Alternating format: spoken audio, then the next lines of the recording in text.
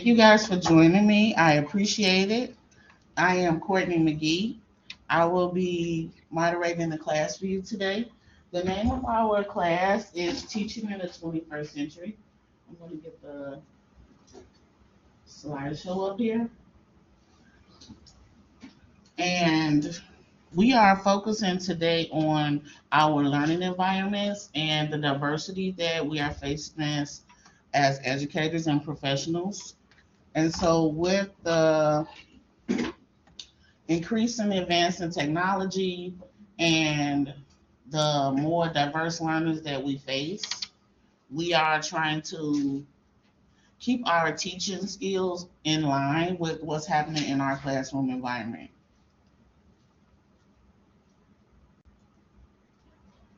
And so usually this class is 2 CEUs, and today we're doing 1.5, which is similar. So it'll be just a little bit shorter. We're going to start off with our learning connections.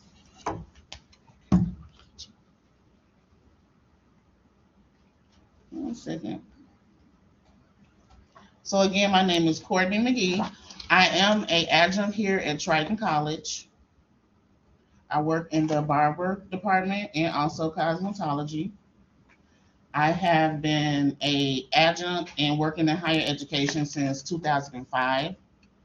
And I have also do pre-K through 12th grade education as well for Chicago Public Schools. And I've been doing that since 2014. So I've had a lot of chances to just recognize some of the needs that we have across the board, and just understanding that our learning issues do not stop with the primary level. So our students that have learning issues and learning disabilities, that follows them into college, and it's just becoming more diverse here at the college level. And so we're going to be just focusing on some teaching methodology that will help us along the way.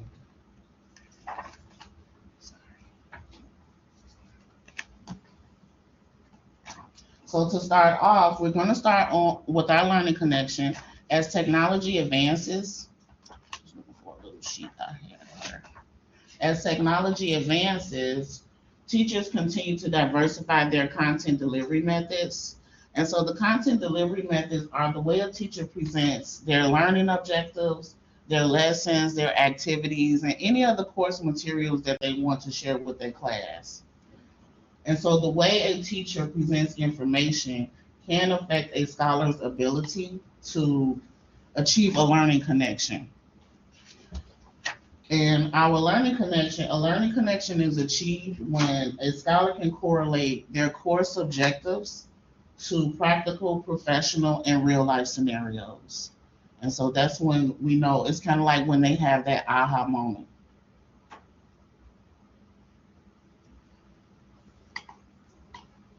Next, we're going to talk about our content delivery and what that means as far as being a professional and working with scholars. So education in the 21st century requires a teacher to be a content delivery expert. A content delivery expert is a person that is a professional. They are an expert in 3 or more content delivery areas in traditional and digital content delivery. And so we're expanding the way that we approach students and the way that we teach our students. And they are also a subject matter expert in their profession. So you want to be good at not just being knowledgeable in your profession, but also the way that you deliver the information. So we're first going to talk about our learning environments. And in the learning environments, we're going to go over our content delivery methods, our learning connections, being a content delivery expert, our active learning environments, teaching alterations, and then our proactive lesson plan. So for our scholar motivation, the interest and motivation can increase when a learning connection is made. The way content is presented correlates to a scholar's ability to comprehend information, retain information, make learning connections, and then achieve learning objectives as well. Diversity in your content, and we're now talking about our active learning environments. So diversity in your content delivery increases the likelihood of scholars achieving a learning connection. Teaching methodology for the diverse teacher incorporates teaching methods that focus on active learning environments. So active learning environments will include scholars that are learning from different modalities. They might be visual learners, auditory learners, reading, kinesthetic. It just depends on the scholars that you're working with. So a combination of traditional, digital content delivery methods will increase your opportunity to achieve learning connections with scholars that are in an active learning environment. So our active learning environments, they may include, but they are not limited to, scholars with various learning styles, diverse learning scholars. It may include multitasking while working or creating. It may include role playing, video demonstration or interpretations may be included in the active learning environment. You may be doing live demonstrations, work being done on a computer or tablet. There may be music playing while you're in an active learning environment. You may also be doing group activities, virtual learning, or you may have students that are using headsets, earpods, or whatever it is that they need to help them along with the lesson. We're going to go to our teaching alteration. So the teaching alteration are small changes made to a lesson plan or activity that meet the needs of a scholar or a learning environment. So survey scholars and be open to a teaching alteration that meets their educational needs and be open to change. So sometimes a teaching alteration may occur when you have a scholar that is just not getting that learning connection. And so it may be something that I present different than I presented to the rest of the class.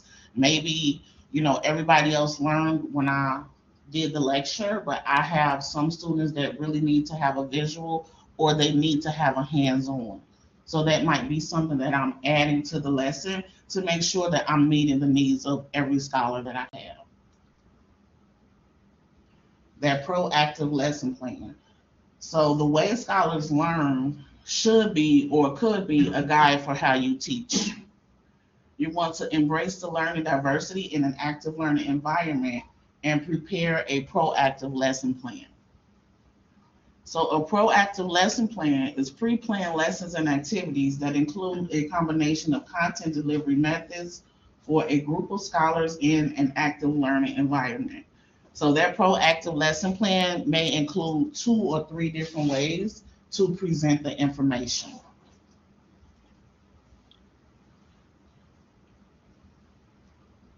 This is our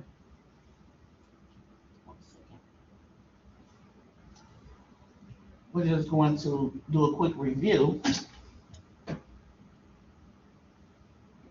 of the information. And with that, I want you to just think about and reflect on the way that you teach, and you can ask yourself, are you working in an active learning environment? Are you a subject matter expert in your profession? And then are you using proactive lesson plans? Do you guys have a phone or tablet or anything that you can interact with?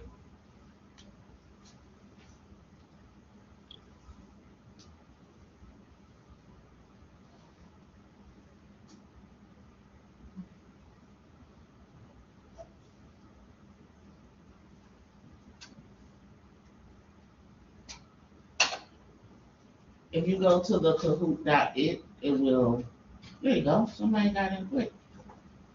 Okay.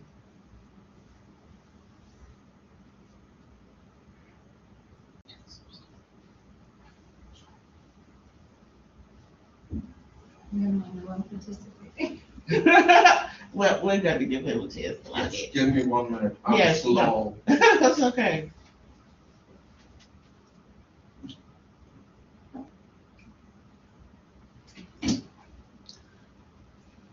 And so, yes, with our learning environments, we're thinking about, our content delivery methods as far as traditional and digital. We're also thinking about our learning connections, which is when we're creating that aha moment for the students.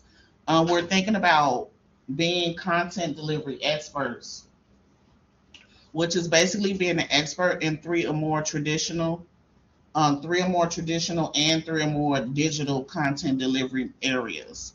And so you may, oh, okay, here we go. You may, feel like you're strongest with traditional methods and digital is where you want to grow, or you may feel really strong with digital and decide that traditional methods is where you want to grow. And these only have a couple of questions, which are just basically pertain to, the information that we just shared. When is a learning connection achieved is the first question. Is it when a scholar presents learning objectives, when scholars correlate course objectives to professional and real life scenarios, or when all options are exhausted? Or D, all of the above. When is a learning connection achieved? Okay, when scholars correlate course objective to professional and real life scenarios. Okay, L. Secondly. All right, content delivery methods are the way a teacher presents learning objectives, lesson, and activities. Is that true or false? Content delivery methods are the way a teacher presents learning objectives, lessons, and activities. Okay, that is true. It's what you're doing. Okay. Lisa plans to share an assignment via social media. The internet is not working, and she will need to choose a traditional method of content delivery. What will be a good replacement for her assignment? If she was going to be model, okay, good job. Because if she was going to give you a social media assignment, if I give her a lecture, that's not really visually giving the assignment. And so I want to substitute it with something that is similar.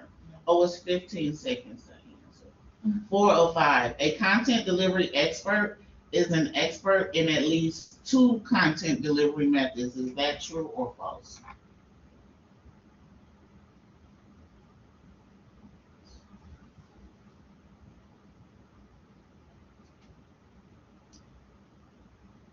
Okay, that is false because you should be a expert in three traditional and three digital methods of content delivery. Well, I lost my connection. You know what? She told me that we might have some connection issues. We're gonna hurry up and get through this. Yeah. A proactive lesson plan is only used when a substitute teacher is working. Is that true or false? No, I can't answer. Oh, that's false. All right. Well, he got that one. Okay, very good. I'll Thank you. try to. Here's the connection.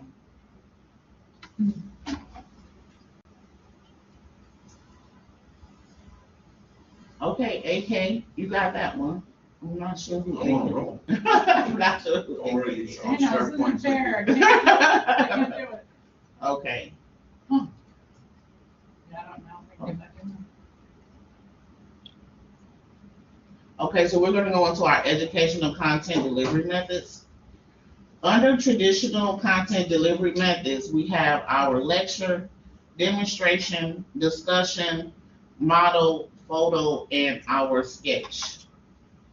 And remember that a content delivery expert, you are focusing on three things from each category. So you're not expected to be an expert in all of these. You're pretty much choosing three things that you feel are your strengths and using them to focus on when it comes to preparing your lesson.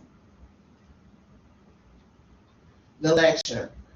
A good lecture can change a life. You are pretty much sharing your experience with your students so that they can relate and create that aha moment. A lecture may happen in a classroom or in an active learning environment. You're going to be correlating your knowledge and your real life experience and practical techniques to achieve scholar learning connections. Lectures in a clinical learning environment are used to set performance expectations of all industry professionals. So when you're in the clinic, whatever your profession is, for me, it might be the salon floor. We're setting the standards for what students should expect when they get into the professional realm.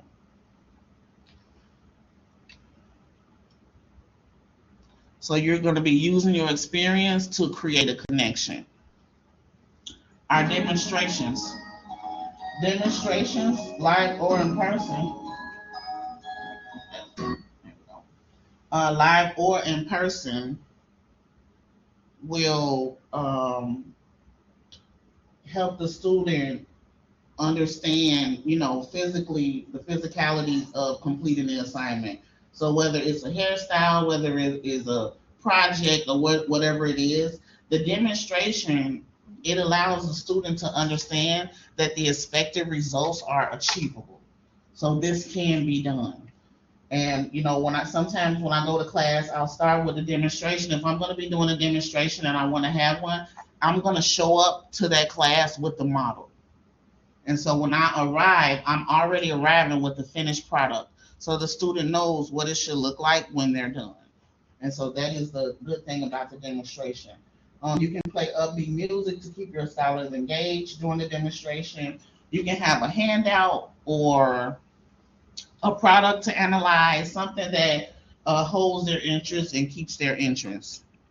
And the demonstration also kind of provides that three-dimensional representation where I can see everything that I need to see about whatever the project is. And then the discussion. So we want to encourage diverse collaboration with the discussion. Create a safe space for your scholars to share information. And then during the discussion, that's the time to bring up trends and industry developments and different things that are important to your scholars and their career.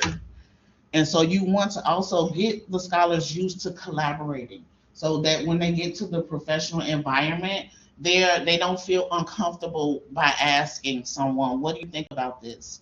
And it's not that they're doubting themselves, but you're getting that positive affirmation from a colleague, and you want to encourage that discussion. So if they're used to discussing it in class, then when they get to that professional environment, they feel comfortable discussing because they're used to collaborating with their peers.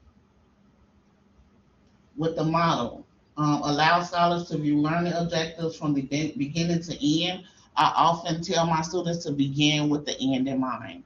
And so that model is showing them what the end should look like. And again, it's showing them that the expected results are achievable. And then also providing an exact replica is there to minimize confusion. Not that there won't be any confusion because people may still be confused, but seeing what it should actually look like is there to help them minimize confusion. Also with the photo and the sketch, these provide the similar value because again, it's allowing a scholar to begin with the end in mind. With the photo, it allows them to compare a before and after. And this is how a lot of our portfolios start and end, with students showing this is how I started when I first began, and then this is my progress midway through, and then towards the end, this is how much better I've gotten. So you can use photos for that. And then also, we have our scholars that think geometrically, I'll say, and they need to visualize the structure of the design. So a sketch might be more of something that scholar like. And so you're thinking of through all of these, through lecture, through demonstrations, through the discussions, the models, the photos, the sketches, where do my strengths lie? Which three of these am I really good at? And that will make an impact, a positive impact on the way that my students learn. Okay, let's go to our digital content delivery methods. And as you can see, the very first one that we have up there is the slideshow. And as you can see, as we go along with this one, there are so many different things that you can embed into the slideshow. So if you're working in your digital realm and you're like, hey, I'm not that fancy or I'm not really technologically sound, the slideshow offers an opportunity for you to add whatever it is digital that you want. This medium will help you add all different kinds, whether it's a video, whether it's a link. You know, if you want to show pictures or photos or something, the slideshow kind of allows you to add everything in one location so that your scholars can reach that or just adapt to that or just be drawn to that. Let me see. Oh, the podcast. So the podcast that is set for our scholars that are on the go, often on the go. And so you also have your audio learners that people they learn from audio. The podcast is going to be a great tool for them so they can hear the lesson. And I find that the digital realm is where a lot of my colleagues are struggling because it seems that I don't know, it's something about the integrating all of it into what they're already doing. And so it's not you don't have to be an expert at everything. You're really trying to come in and pick, where does your strength lie? This I actually created this lesson in 2022 and I've actually added AI to this because now we're in the area of AI, even though it is not listed here. I want you to keep that in mind as a medium as well. Our Just a second. So, yeah. what does AI do in this case for you or for students? When you say in this case, So you said that you added AI something with it. So I just wanted to know a little bit more. well, What can so you get what? out of So it? now basically AI is basically trying to steal my job. I'm not gonna let it happen.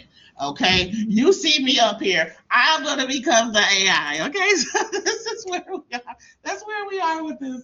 But it does help because what it does, it can help to explain some of the visual representations that I put out. And so I may go to AI and I may put in some things of my explanation of what I want the student to understand, and then I'll put that into the AI, and then that it'll clean the explanation up for me. And so I don't want the AI to do the roller set for me. I don't want the AI to do my technical skills, but I do think that it can be used to help clean up some of the different things where if maybe I didn't have a complete thought or maybe I didn't feel like I said it in a way that the student would connect with, then AI may offer me and it'll say, what kind of tone do you want to use? Do you want to use a professional tone? Do you want to use a casual tone? How do you want to get the information across? And then also we have our video and our social media. So again, with the slideshow presentation, this is allowing you to organize and share information. It's allowing you to highlight important information. And then it also gives a visual interpretation of information. And it's allowing you to insert media, spreadsheets, and other content that may be valuable information to the students. With the podcast, it's live and interactive. Scholars can listen to it repeatedly, so you can put things on your podcast and they can go back and hear it. That's for all of your learners that prefer audio. It allows you to reach many scholars. So you may be reaching students that are in colleges that you don't even teach at because the podcast is being shared. And it also gives the on-demand listening and learning, which is so important because so many people seem to be short on time. The videos. So with the video, the scholars can repeatedly view, listen, and work alongside a video. And so a lot of times, if I'm teaching, the video might be playing while I'm doing a demonstration.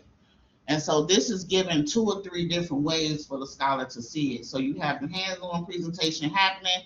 When the scholar looks away, and there, you know how sometimes they just may daydream off into, whatever it is they're thinking about. Usually when they look up, they're going to look up and see that video. So even if weren't paying attention to what was actively going on in the classroom, I still have a visual representation going on in the room to where whether you were listening to me or not, you're still seeing it. And so that representation of the information is still there. And so the videos can be viewed step by step. And here, if you are not used to using, and this is just a YouTube link from my channel, and with these videos, you can add your closed captioning. You can slow this down. You can go down to the subtitles. You can speed the videos up. You can share them. And so it just depends on how you want to present the information. And so YouTube is a great way to share information with your scholars. And then also, it does not all have to be public. You can create private videos. So a lot of the things on my channel, only the students could see. So they may go to my channel and see 50 videos. Well, it's probably 150 of them in there in all actuality, but it's not all available for them to see. So as an educator, you can start thinking of how can I incorporate this technology into my classroom. And so with the videos, they can be viewed step by step. Various learning styles can benefit from videos because you have auditory learners can do it, visual learners, kinesthetic, if they need to be hands-on or whatever it is they need, the video will help them. So it's also, it's on-demand viewing and skill building. And then we also have our social media. So you're going to share your learning content using social media platforms that your students are already on. You want to create content that relates to your learning objectives and share on social media. You can add media links to your contact information so students can find on-demand learning and activities to engage with outside of the classroom. And Cortex Academy can be found on YouTube, Facebook, TikTok, Instagram, and LinkedIn.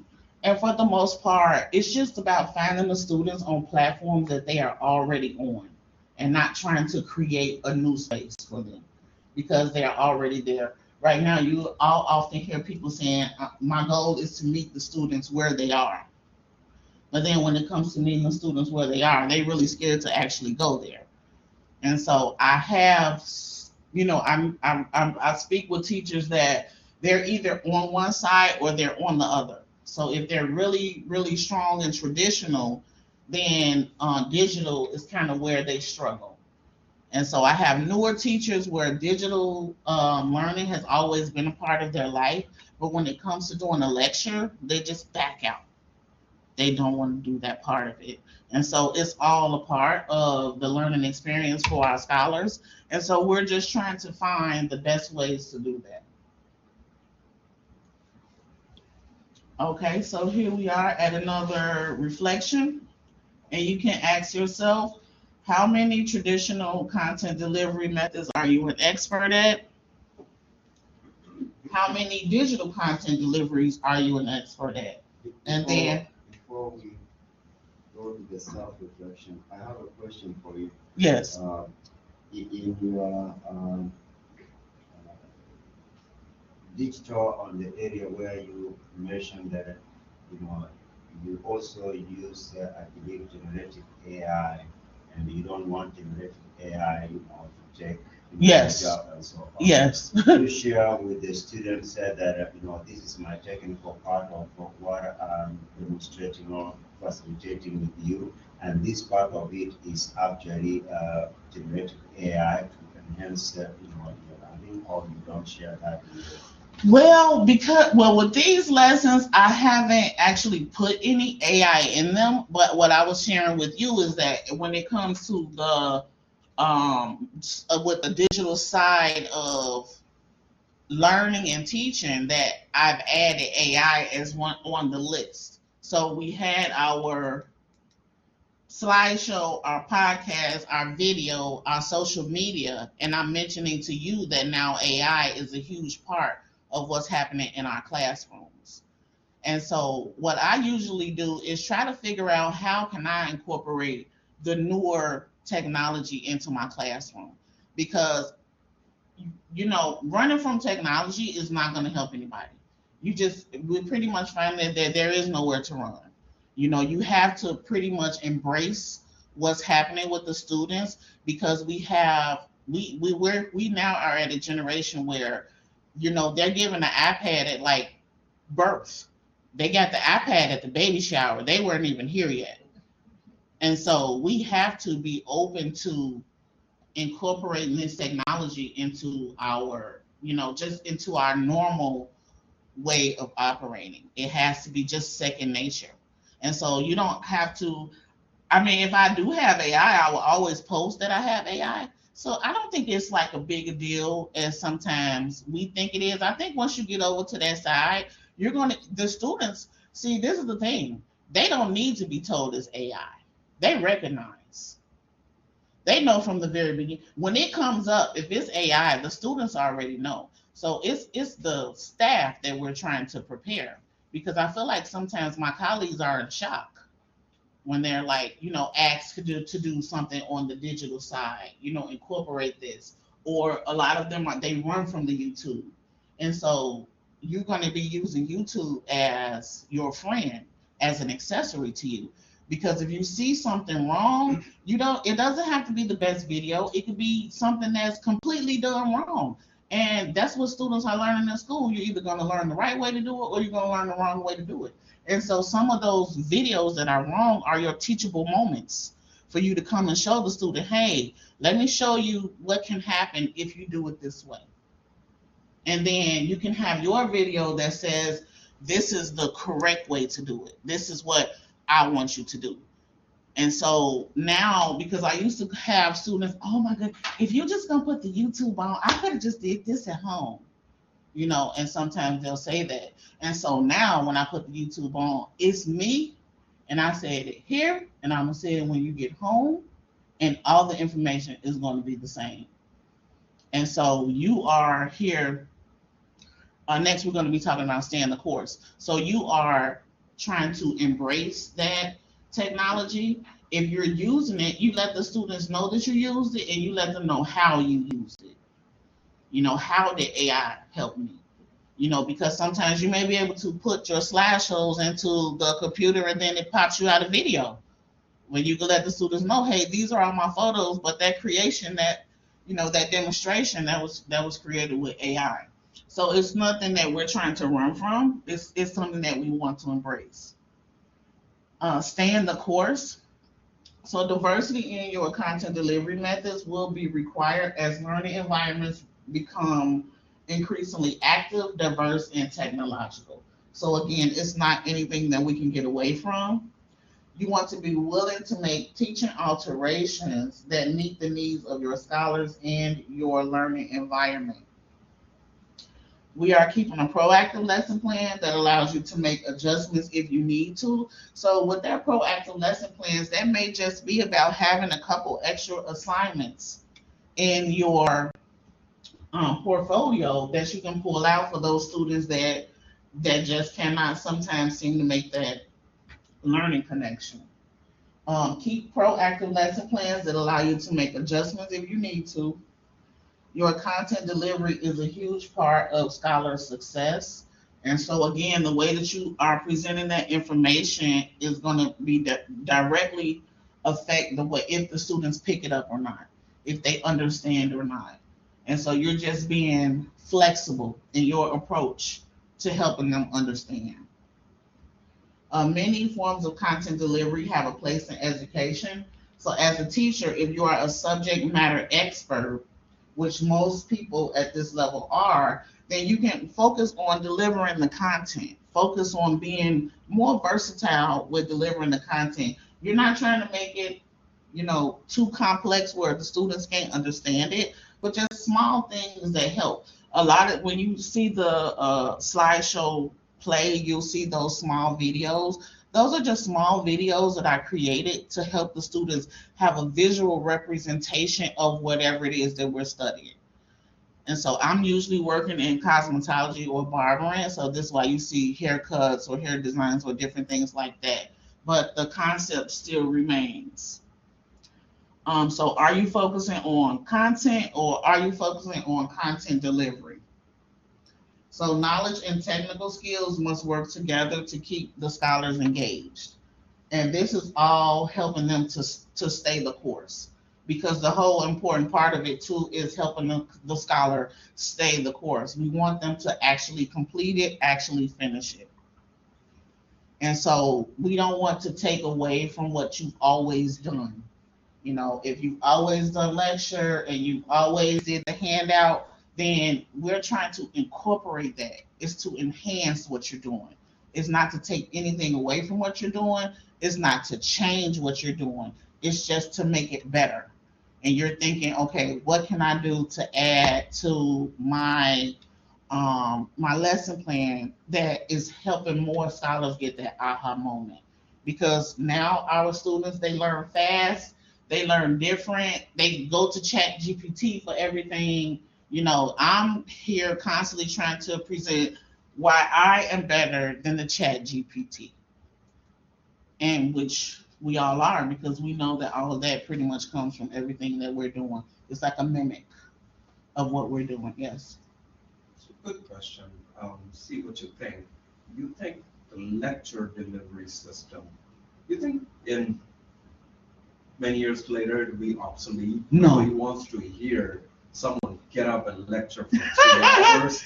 No. What do you think? I don't think that one will ever disappear, because you cannot delete experience. But will it shorten that? Just do it for like 30 minutes, no more than that. Well, yes, I definitely think it's shorter, and I'm going to tell you why. Is because right now we're dealing with a generation where, from my understanding, their attention span is half their age.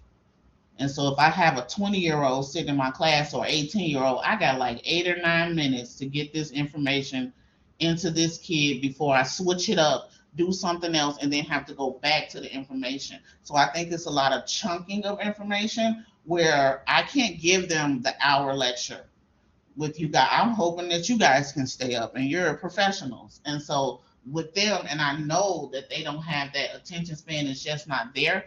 I have to give it out in shorter pieces, you know. So I might do 15 minutes of the lecture, and then we might go to hands-on. And then I might come back and do another 15 minutes of the lecture, or while we're doing the hands-on, I am lecturing. And so also, I can't show it to you here, but I don't think it will ever go away. But I will show you something.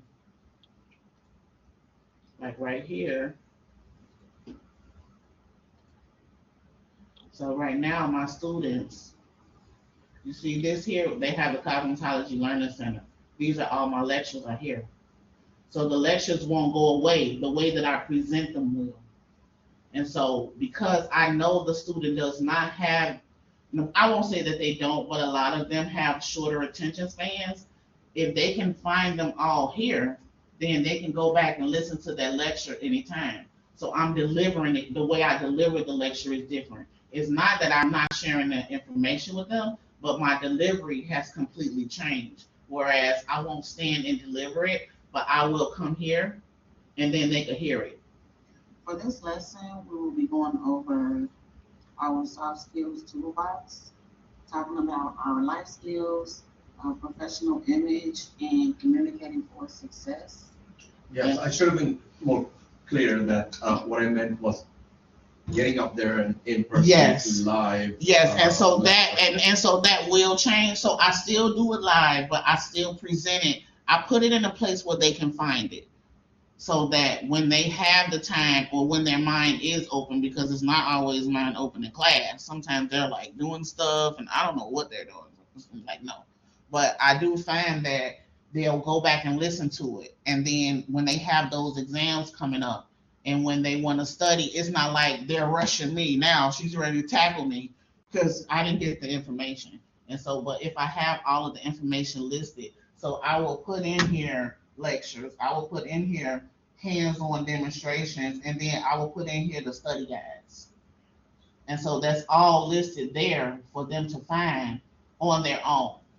So even when they come to me, I'm still giving the lecture, but I do know that this year I had the most students that I've ever had that did not speak English as their first language. And so no matter how hard I try, I cannot speak Arabic. I cannot speak all of these languages that they're coming in with. So I'm thinking of what can I do to make it better for them. And so putting it on here allows them to come here, they can slow it down, they can speed it up, whatever speed they need to learn it at, it's available there for them. And so that's my way of trying to reach every person. And so I know I can't speak it in your language, but you can definitely slow it down in my language. And so they speak English, but it's not their first language. So maybe sometimes when I'm talking, it might be too fast and they want to hear it again. And so I set it up that way so that they can hear it, they can see it, and then they can practice it. YouTube has a function where when you generate closed caption, Yes. it can actually translate it. I don't know how good that is, but it can translate in different languages. That's Try that. awesome. And I love that because I've definitely used the closed captions all the time in class, but I have not tried to translate them. Yeah, there's a function. I love that. See, now this is why we are here to collaborate so that we all understand. That's amazing. I love to hear that. Okay, we're gonna wrap this up. Let's see here. Oh, so for our stay in the course, let me do this one. Oh, here it is. Okay, so phone calls, text, social media, and regular life can be a distraction to scholars. Use creative content delivery methods that help scholars focus on long-term learning objectives and completing the course. So a web link or video that can be viewed on a phone or tablet, a project that can be completed as a group. Sorry, can you magnify that, please? Put it on presentation mode. Thank you. Thank you. I'm old, I can't see. No, thank you for telling me. I meant to. A web link or a video that can be viewed on a phone or a tablet, and you're sharing stories from your professional, from a professional in your industry as well. So I have, people that have graduated or people that I work with. When we do hair shows and things like that, I'll have them to come back and speak with the students. I have a friend of mine that owns a salon in Dallas, and I'll have her, if the students have a hair show, I'll have her to judge the hair show. And just so that they get to, affiliated with professionals and get used to being judged, especially in the cosmetology industry. Every day you're being judged, so you just have to get used to it. And then I have them just share stories that will help them as well. And then always offer encouraging words and positive motivation as well. Okay, so we're reaching the end here, and we're just going to be going over our terminology. But you can take a moment to reflect on what content delivery methods are you using to teach scholars that are increasingly dependent upon technology. Because they are, like I said, they get the iPad and they get that phone before they're even born. The mom's like, I got him a new phone, or here's the tablet, and so you're thinking, how can I reach these scholars? Are you creating learning content? Are you open to change when it comes to your classroom, or are you open to making small teaching alterations that may help a scholar reach that aha moment? And then we have a quiz that I don't know if you guys are going to be able to get in. But let's go to the terminology. So for our terminology, we had our active learning environment, which is an inclusive learning environment with a spectrum of learners, learning styles, and learning activities. We also had our content delivery expert, which is a professional, a subject matter expert in their profession, and they are an expert in 3 or more content delivery methods in traditional and digital content delivery. So we want to be on both sides of the fence with that, with being able to teach as they say, the old school and the new school. Our content delivery method is a method a teacher uses to present learning objectives, lessons, activities, etc. Our interactive live demonstration, which allows the audience to participate in an active demonstration through discussion, repetition, technology, etc., which would be how we did the Kahoots. That's through technology. Or, how if I was here doing a haircut, that would be hands on. And so interactive live demonstration that allows everybody to participate. And then also we talk about our learning connection, which is huge. A learning connection is achieved when a scholar can correlate course objectives to practical, professional, and real life scenarios. Our proactive lesson plan. The proactive lesson plan is pre-planned lessons and activities that include a combination of content delivery methods. It is used for a group of scholars in an active learning environment. And we talked about an active learning environment may have many things going on. It may be live demonstrations, it may be group projects, you may have music going on. In cosmetology, they always have music. It's just part of the program. And then the teaching alterations, changes made to a lesson plan or a student activity that meets the needs of a scholar or a learning environment. And so, sometimes I come to work and I'm like, I thought we were gonna watch the video, but I did the video and somebody just, even though I did the video, they just still couldn't get it. And so I had to still pull out the mannequin and do the demonstration. And so it's happened. And that's just the teaching alteration that I had to make that day. So even though it wasn't planned, it's just something that you're like, okay, this one's not getting it. Let me figure out what I can do for you. Okay. And sometimes it's just the one student that I have to make the alteration for, where I just go ahead and make it because the goal is to get everybody on the same page and everybody, to again stay the course, because that's the entire goal of it. So I want you guys to remember to be flexible in your comfort zone. I don't know how often you hear that, but you're in your comfort zone, but you still want to be flexible. And just it doesn't have to be going extreme, but just small changes that you can make to help the students along the way, I think will make a big difference in their education. So don't forget that we are enhancing what we already do. We're not trying to change what we're doing. We're trying to enhance it. We're trying to reach more scholars. And so again, if technology is not your thing, then you'll be focusing on technology. But again, if digital is not your thing, then you'll be focusing more on the digital side of learning and providing the education on that side. Does anybody have any questions? Yes. I do. Your industry is very interesting, and you know, I rarely go to the salon to get my hair done. I just do it myself in 3 minutes, and I'm done. What about your nails and feet? Never.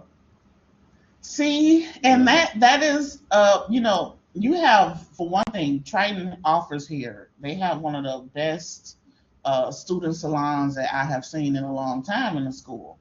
And so the facilities that they have here are outstanding.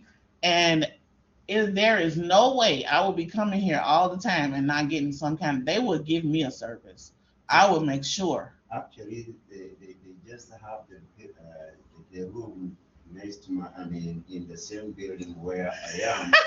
I've seen the building change from when it was called ETRC, when it was architecture and so on, and now I see the saloon, students there, but I've not really asked whether they can do. I don't have any hair really they can do. They would, and that's the perfect. They can't mess it up. They just taking it all off. So I help me understand here from there are different methods of delivering and so on, because it seems very much hands-on.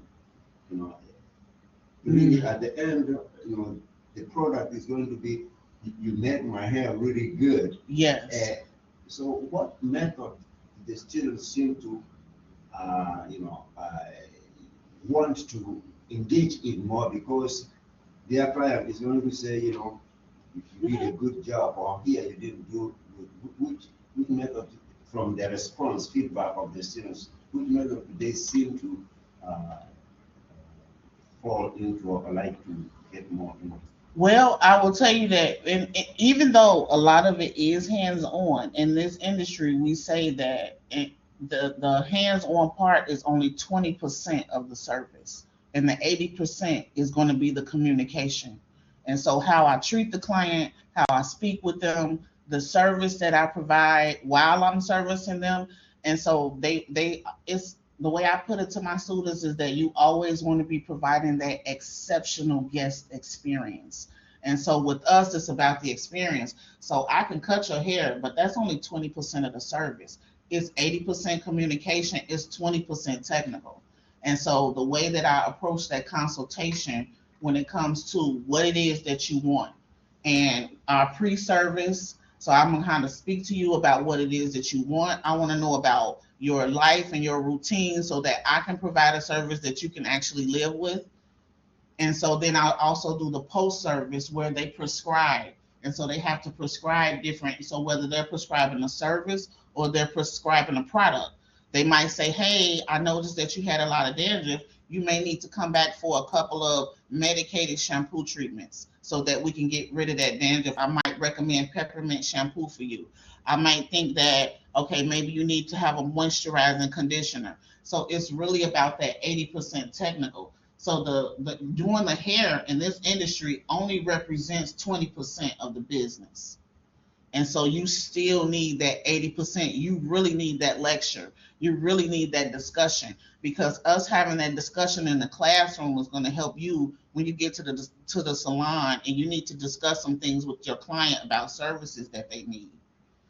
And so they're taught to recognize disease. They are taught to, they don't prescribe medically, but if they're the first line of defense often to things like skin cancer, rashes, and that your beauty advisor is going to see things that other people in your office may not see because they see different parts of your body. And so it's about disease prevention as well. They have to do a lot of sanitation and sterilization is a huge, it's really, that's the main part of the program is the sanitation and sterilization, because the state really don't care how cute your hair is. They want to make sure you're not passing disease from one client to the next. And so that's really where that is the most part of the education, because we're in one of the last professions where you have to touch people. So many things are being eliminated by computers. And so we are still a hands-on profession and dealing with people, the people part of it, because they have to be a counselor. You have to sometimes be an advocate for people. You're not just doing their hair, you're helping them raise children. I have clients that I had for 20 years. They didn't have any kids when I met them, but now they got somebody going to college right now. And so you go through a lot of different things with people. And so that really is the discussion, the lectures, and things like that. That's what's going to help them sustain those clientels. It's not the 20% technical, because I can probably find anybody to do a roller set. I might be able to find anybody to do their haircut, but I have to have that connection with that person to keep them coming back. And so that's what they learn, how to build skills as well.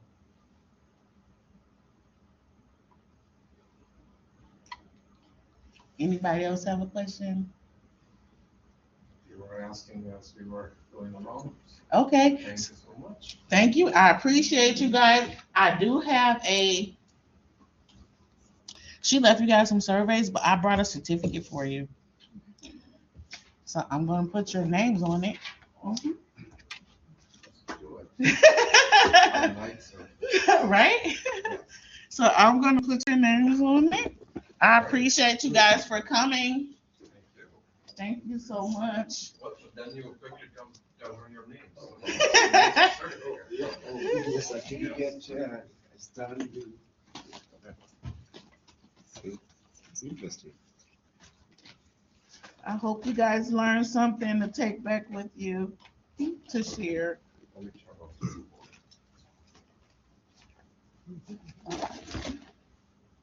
Tell me, how do you spell?